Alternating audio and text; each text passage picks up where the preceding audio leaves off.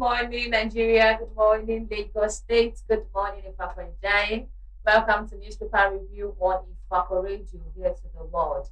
And I remain Nato Esther. With me here is. Yes, I'm Orlando Good morning, everyone. And Esther, it's nice to have you back on the Newspaper Review. Thank you very much. It's been a while. Okay, quickly, I have the Vanguard. Sangotedo Agro Food Hub to be ready in 2026. Sangotedo Agro Food Hub to be ready in 2026. Sanwo-Olu. Governor Babajide Sanwo-Olu of Lagos State has assured residents that the mid-level agro food hub under construction in Sangotedo, Etiosa local government area will be concluded and inaugurated by 2026. The governor gave the assurance via his official X, formerly Twitter account, following an inspection tour of the facility, which he said is already over 90% complete with finishing works currently ongoing. According to Governor Sanwo-Olu, the 23,000 square meter facility will feature storage facilities, trading floors, and parking spaces, all designed to enhance food accessibility for residents within the corridor. This hub is part of our broader plan to decentralize food distribution across Lagos, Sanwo-Olu stated. He added that similar food hubs are currently being developed in Agege, Lagos Island, Oregun, and Ikorodu, with additional ones planned for Ekpe and Badagry. This will be linked to the main logistic hub in Ketu Erenyu, which is envisioned as the backbone of the state food distribution network. I would say this is actually a good one coming from the governor of Lagos State, trying to praise an agro food hub in Lagos. And yesterday we said there will be one in Lagos Island, another one in Agege, another one in. Yes, they should accelerate that. Most especially, Agege is closer here, and at least the good people of Ifako will also be beneficiaries as soon as that is initiated. And when food is taken off poverty, at least there's a reduction. Food is the main thing should be prioritized even by the government. Recently, I think here on the newspaper review, there was this discussion of this agreement between Lagos State government and the people of Niger State, giving about 100 acres from Lagos to cultivate whatever they intend to do there. But we have a food hub here, agro whatever. Give it whatever name. As long as it is for food production, distribution, it is a good one. So kudos to the government of Lagos State. Yes, and I am coming with the Nation newspaper here. The headline says terrorists thrive on funds from illegal gold mine, says CDS. Terrorists thrive on funds from illegal gold mines, says CDS. The Chief of Staff of Defense, CDS General Christopher Musa, has revealed that terrorists use their funds from illegally mined gold to sustain their operations. Speaking on a national television program yesterday, they explained that it was difficult to immediately expose or prosecute terror financiers from within because of their complex networks and international connections. General Musa also spoke on the capturing of Ansari terror leaders, the current security situations in the southeast and southern Kaduna, and oil theft in the Niger Delta. When asked about the main source of financing for terror groups, the defense chief replied, "Good. They try to circulate this money, and that is why it is important for us to be able to track these things." Yes, I think it is very important for them to be able to track. Enough of excuses. Nigeria will need to be secure. All souls should be able to go to bed with their two eyes closed. Yeah. Yes. If they are illegally mining gold and it is happening in this country, now that he is aware of that, they should see how they can shut this down. All these areas should be properly monitored. Let security agencies be up and doing so that Nigeria can be safe for us here and for those that are in diaspora, and that we attract investors. A nation that is not secure is no area for investors. So the CDS should do something about this in earnest. Yeah, so at least we can be all secured in our nation. Of course, It's yes. very, very tantamount. And I've been hearing the Lagos is actually the most secured area right now. Don't really know how. Glory to God. May God continue to protect us. Okay, still on the Vanguard, I have here Governor Sule clears 1.7 billion naira gratuity for 2012 retirees in Nasarawa. Governor Sule clears 1.7 billion naira gratuity for 2012 retirees in Nasarawa. Governor Abdullahi Sule of Nasarawa State has distributed 50 electric vehicles and 50 electric tricycles to youth groups and vulnerable residents as part of his administration's ongoing empowerment initiative aimed at creating meaningful engagement and job opportunities. Speaking during the distribution ceremony held on Thursday in Lafia, Governor Sule said the exercise was targeted at cultural youth groups, including Windray, Alago, Mada, and Elgon, as well as religious youth organizations across the state.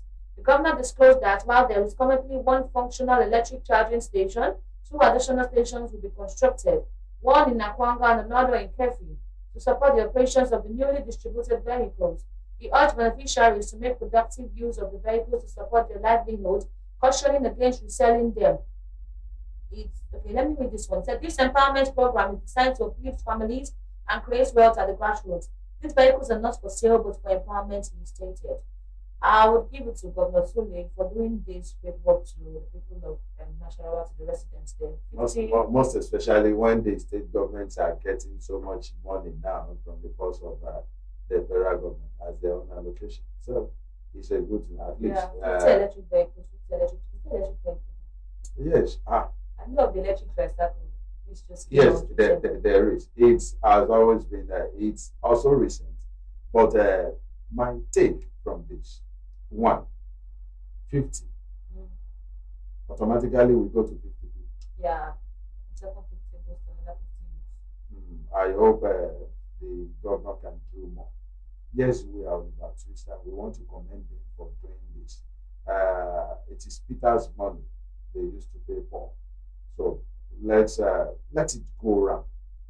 Let it go around. No doubt in my mind they will have numbers of local government, and at least they should have two minimum for those vehicles. Minimum of two beneficiaries from each local government. And when we're talking about local government, they also have ward jurisdictions too. They should also feel the impact of the government. There's this emphasis. Recently, the Senate president noted that the federal government gave a particular, very attractive sum of money to all the state governments. Wow. So they should appropriate it. That being said, they should also ensure that there is no selective or preferential treatment. If you want to do it for the masses, give it to the sons of nobody, the daughters of nobody. Not one commissioner influencing who benefits this as one of the supporters. I think the government of this nation at large, not restricted to Nasarawa alone, should work. And with what he said, that is not for sale. Like, they should give it to people that will use it, not the ones that will collect yes, it and go and sell it. Yes, sir, there should be a monitoring measure. They should have a supervisory committee. People can collect it now, but they don't have use for it.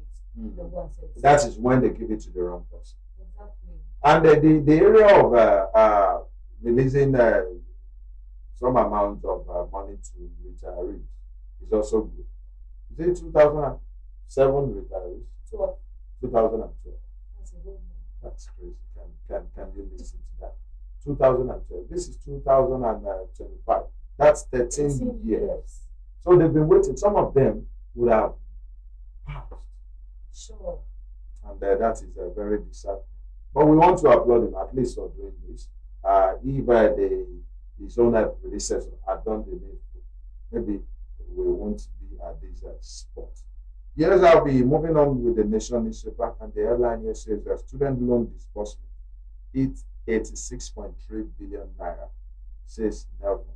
Student loan disbursement hit 36.3 billion naira. Says Nelson. The federal government's Nigerian Student Loan Fund, NELFund, has disbursed 86 billion, I think, yes, 86 billion 347 million 458,384 naira for the upkeep allowance of students and institutional fees under the student loan scheme. The breakdown of the figure showed that the agency has paid 38 billion, let me just say 38.7 billion as upkeep allowance to beneficiaries of the loan scheme. The figures further show that NELFund paid 47 blah blah blah as institutional fees of 47 point something billion, 0.6 billion. as institutional fees of students benefiting from the loan scheme. Details of the disbursement, uh, excuse me, please. Yes, details of the disbursement were obtained from the official X handle, formerly Twitter of NELFON, as of yesterday. 86.3 billion is a huge sum of money. Did you space the school for beneficial or just all schools? I think at the moment, I don't think it is all schools. There are selected schools that are across all geopolitical zones, the six geopolitical zones. I know it was published sometimes back, but it would be nice if this can go around without discrimination. I am not sure. Private schools are not beneficiaries of this. Automatically, if you are in private school, that means that you are well off and your parents are doing well. But just like I said, the issue of empowerment in Nasarawa, this have nothing to do with influence. They should allow everybody, all students, as long as they are qualified and certified qualified, they should have access to this. But one thing somebody said this morning is that the students will abuse this privilege, that they won't repay.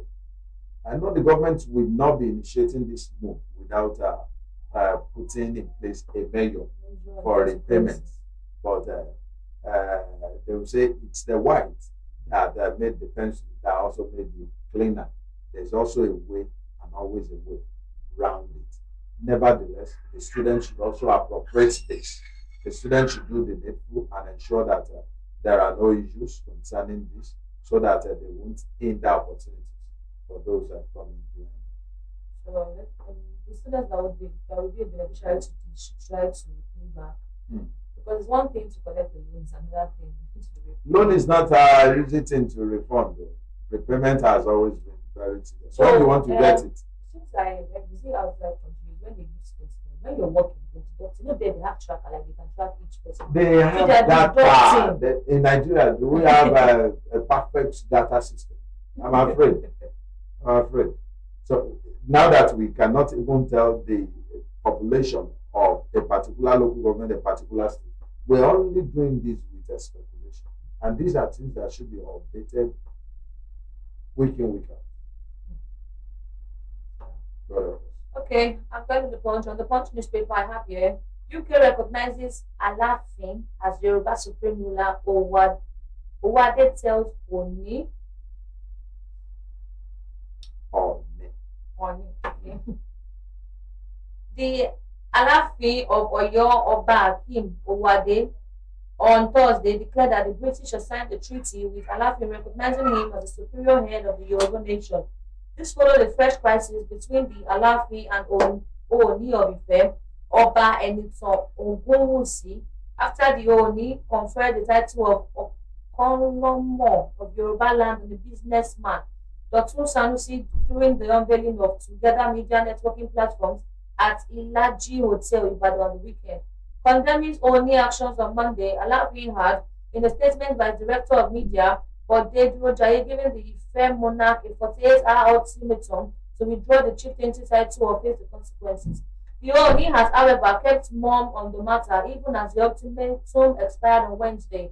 In a fresh statement by his media aide, Durojaye on Thursday, the Alafin went historical, asserting that he remains the foremost monarch in Yoruba land. Alafin said, Oyo simply rose to prominence through wealth gained from trade and his military skills. It was the largest West African empire, the most important and authoritative of all the early Yoruba principalities. Also, the British, as it was in the tradition, recognized lineage as meaningful supremacy and legitimacy, preferring to sign the treaty as cessation with the Alafin as the superior head of the Yoruba nation. Alafin has sworn to his ancestors to defend and add glamour to Yoruba tradition. He would never be in a supremacy battle with any king. Looks like they're having a controversy between the Alafin and the Yoruba. It doesn't look like it. They're having a tough one. And it is disheartening because this is not expected from those father thrones. But the beauty of it is that they all of people has kept mum on this issue. He hasn't said anything, and I think I love that. That is when the statement that silence is golden makes so much sense. You see, I see what is happening as just ego, flexing of undue authority. We all have our subjects and our jurisdiction. I see no reason why one should encroach the other. Yeah. They're both first class sober. And if you ask me, Oni has been on the throne now for almost a decade. Alaafin came in a couple of. What's their difference? What do you Because Alaafin of Oyo is from Oyo. okay. Is a monarch in the Oyo Empire. Oni of Ife is the highest ranking in Osho. And if you look at Oni, there's this historical teachings that Odudua, when Odudua came, made that place a hub, a home. But nevertheless, I see no reason. Just like I said, it is just an ego. Because I recall the late Lamidi Adedibu and late Shijuade of Ife. That was how they were both at loggerhead too. A serious one. And I see no reason for this contention. But Ogunwusi, the current owner, in his own wisdom and magnanimity, tried as much as possible to extend hands of friendship, humility, and that further defined his personality, if you ask me, to the late Alaafin of Oyo, Lamidi Adedibu, and they maintain a cordial relationship. You get that? But since these current Alaafin emerged, they've gone back to their factory setting, the normal contest between the people of Oyo and that of people. We shouldn't be. Oyo has been right from the time. Oyo Empire, I know I used to know this Oyo Empire, Oyo Empire. And what do you say of the Ife? They will tell you Ife, oh, that when it is done in Ife, that is when it is done in the entire world. So what do you say about that? But nevertheless, and if you look at the two kings, they belong to this generation, whether we like it or not, irrespective of the age. They are just a bit above, let me not mention. So they should see how they can set aside the differences and let's move on. All eyes on them. People are looking at them and they should not disparage that truth. Yes, the Nation newspaper and the headline here says, be part of our steady rise, Tinubu tells diaspora Nigerians. Be part of our steady rise, Tinubu tells diaspora Nigerians. The rise of Nigeria to its rightful place in the Committee of Nations has begun. The president declared yesterday, President Bola Ahmed Tinubu assured Nigerians in the diaspora that the country's economy is stabilizing, opportunities are expanding, and reforms are yielding visible results. He spoke during an interactive session with members of the Nigerian community in Japan. The session was held on the sidelines of the 9th Tokyo International Conference on Africa Development. The president said his administration is determined to reverse negative trends and make the country a land of prosperity for citizens at home and abroad. So what the president is saying, in essence, is that Nigerians in diaspora should be part of the growth of the nation, be part of a steady rise. Even if you're not coming home, there's nothing stopping anybody from coming home to make impact. No man is an island of wisdom. Even if you're not investing and you have an idea, come and chip in your idea so that home sweet home, one day you may want to return to settle back home. But nevertheless, from what he has said so far and from the testimony of the president of the World Bank, Dr. Mrs., that the economy of the nation is stabilizing and opportunities are also expanding. So why not come home and play your own role? When you have a complementary role to play, then you do what you have to do. And it is also nice to invest back here in Nigeria. Yeah, it's actually a good one.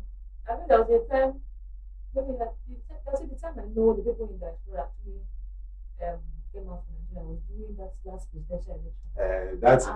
It is election time that you hear the voices of our people in diaspora. It came out. They came out and wake up.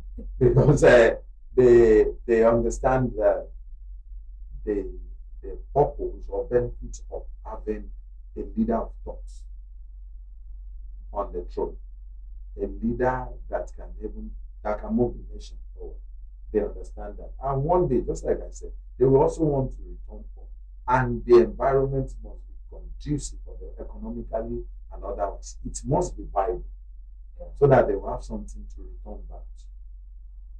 Okay, on the punch here, I have Nigerians unduly linked to global internet fraud, CISLAC. Nigerians unduly linked to global internet fraud, CISLAC.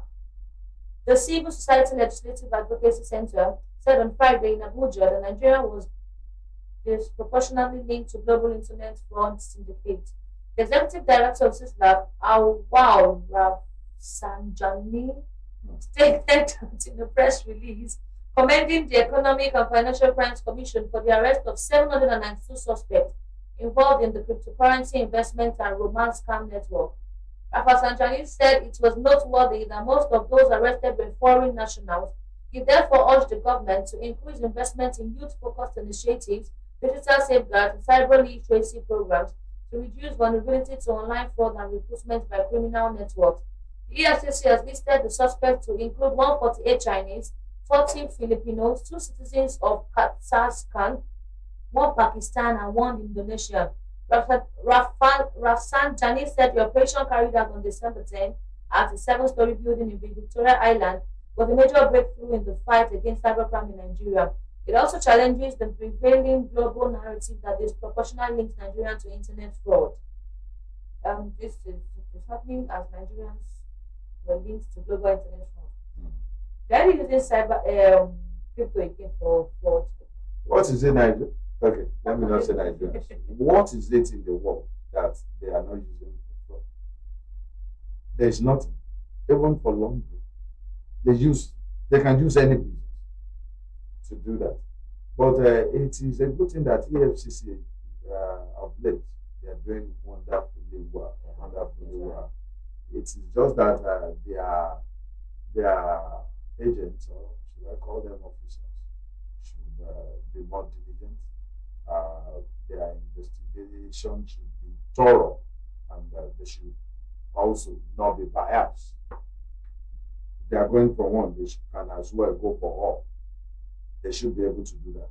They must reach out to everybody that matters and ensure that they do whatever they have to do, at least to sanitize the economy, and also give a proper name